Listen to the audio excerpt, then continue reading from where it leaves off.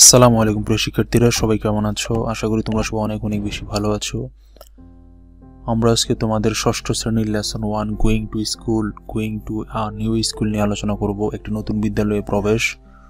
তোমাদের এই লেসনে মূলত অনেকগুলো কাজ রয়েছে, পার্ট এ, বি, সি এবং অনেকগুলো কাজের অংশ রয়েছে। আমরা সবগুলোই তোমাদের জন্য অর্থ সহকারে লিখেছি। আমরা অর্থ সহকারে পড়ব, পাশাপাশি শূন্যস্থান পূরণ করব। বাম দিক ডান দিক কলাম রয়েছে, এগুলো আমরা করব। তোমাদের লেসন 1 আলোচনা করা হবে going to a new school, একটি নতুন বিদ্যালয়ে প্রবেশ বা যাওয়া। দেখো, পার্ট এ বলা হয়েছে Tarun has moved to a new city with his parents. Tarun নতুন একটি শহরে তার পিতামাতার সাথে মুভ করেছে, নতুন জায়গায় স্থানান্তর হয়েছে। He is going to a new school, সে নতুন একটা স্কুলে যাবে। And his new teacher has given him, তার নতুন শিক্ষক তাকে দিয়েছেন the following form to fill up, এই ফর্মটা ফিল আপ করার জন্য। His teacher wants to know more about him, তার শিক্ষক তার বিষয়ে আরো বেশি জানতে চান। দেখো, এখানে একটি কলাম রয়েছে এবং এখানে একটি পেপার রয়েছে যেখানে তারুণ তার নিজস্ব জিনিসপত্র দিয়ে এটা পূরণ করেছে। আমরা একটু অর্থ সহকারে পড়ি। My name is Tarun Chowdhury, আমার নাম তারুণ চৌধুরী। হ্যাঁ, এখানে আমরা অর্থ সহ লিখে রেখেছি। আই এম 11 years old, আমার বয়স 11 বছর। I have brown eyes, brown hair and I am 4 feet 3 inches tall, আমার চোখ বাদামি, চুল বাদামি এবং আমি 4 ফুট 3 ইঞ্চি লম্বা। I am good at playing football and drawing, আমি ফুটবল খেলা এবং আঁকায় দক্ষ। মাই হবিস আর কালেক্টিং স্টাম্পস অ্যান্ড রিডিং, আমার শখ হচ্ছে ডাকটিকিট সংগ্রহ করা এবং বই পড়া। I like to read comic books and it peanuts, আমি কমিক বই পড়তে পছন্দ করি এবং চীনাবাদাম খেতে পছন্দ করি। I really don't like any kind of soft drinks, আমি কোনো ধরনের কোমল পানীয় পছন্দ করি না। এটা হচ্ছে তোমাদের প্যাসেজের বাংলার অর্থ। ঠিক আছে, বাংলা অর্থ আমরা পড়লাম। এবার তোমাকে বলা হয়েছে তোমার নিজস্ব মতামত দ্বারা এই ঘরগুলো পূরণ করো, তুমি তোমার মতো করেই লিখবে। আমরা তোমাদের সুবিধার্থে এটার বাংলা অর্থটা লিখেছি, পাশাপাশি আমরা শূন্যস্থান পূরণ করব। তোমরা তোমাদের নিজস্ব মতামত, নিজস্ব নাম, নিজস্ব বয়স দ্বারা লিখতে পারো। আমরা লিখেছি যেমন A1 সেকশনে মাই নেম ইজ, আমার নাম হয়, শূন্যস্থানে তুমি রহিম লিখতে পারো, যে কোনোটা নাম তুমি লিখবে, তোমার নাম যা। আই এম 14 years old, আমার বয়স 14 বছর, শূন্যস্থান আমরা 14 লিখতে পারি। আই হ্যাভ 2 eyes, আমার দুটি চোখ রয়েছে। লং হেয়ার, লম্বা চুল রয়েছে। And I M 5 feet 6 inches tall, তোমরা আর কমই লিখবে যারা একটু খাটো রয়েছে। তোমাদের উচ্চতারা তোমরা এখানে উল্লেখ করতে পারো।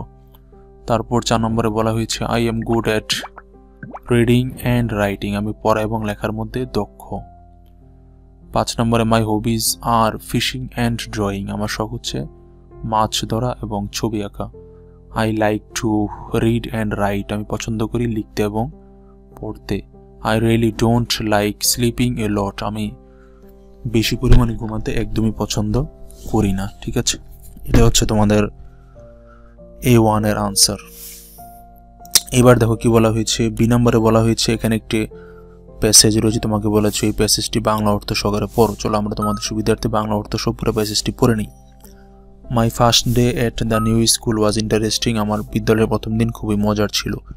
I was going to school with my father in rickshaw, আমি আমার পিতার সাথে রিক্সায় করে বিদ্যালয়ে গিয়েছিলাম। We reached school after 15 minutes, আমরা 15 মিনিট পরে বিদ্যালয়ে পৌঁছেছিলাম। My father said good bye, আমার বাবা বলেছিল শুভ বিদায়। And left me at the school gate, এবং আমাকে স্কুলের গেটে রেখে গিয়েছিল। I went in and found that everyone had gone to class, আমি দেখলাম সবাই ইতিমধ্যে ক্লাসে চলে গিয়েছে। I walked into my classroom, আমি আমার বিদ্যালয়ে যে ক্লাসরুমে সেখানে হেঁটে গিয়েছিলাম। অ্যান্ড ফাউন্ড এ সিট, একটি আসন পেয়েছিলাম।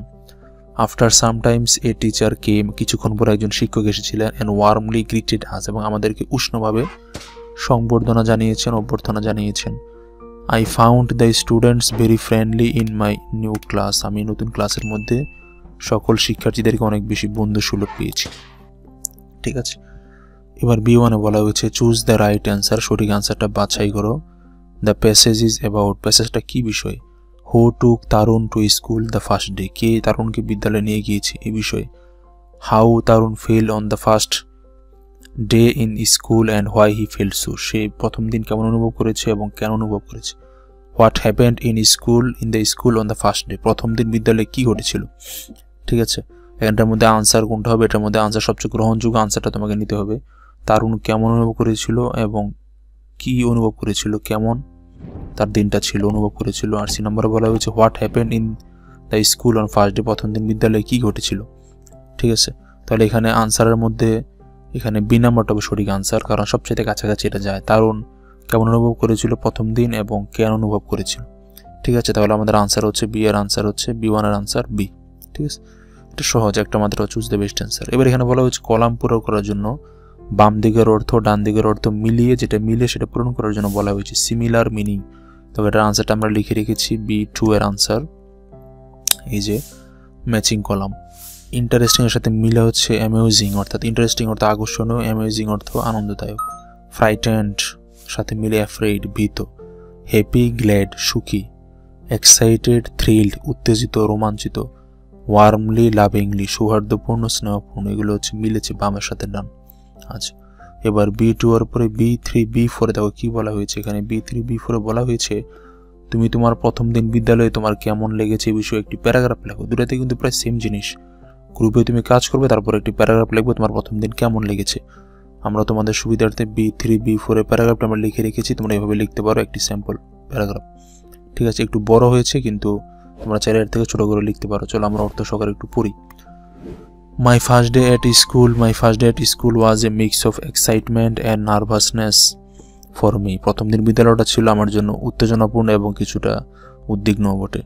I woke up early, আমি দ্রুত উঠেছিলাম ঘুম থেকে, and wore my new uniform, আমি নতুন পোশাক পরেছিলাম, with pride, গর্বের সাথে।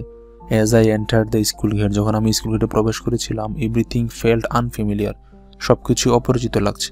The big building and the playground, the new faces, সবকিছুই নতুন নতুন। My class teacher greeted us warmly, আমাদের প্রধান শিক্ষিকা বা শ্রেণী শিক্ষিকা যেটা অর্থ আমাদেরকে উষ্ণভাবে অভ্যর্থনা জানিয়েছেন। and helped me find my seat, এবং আমার সিটটা পেতে মানে আসনটা পেতে সাহায্য করেছিলেন। though I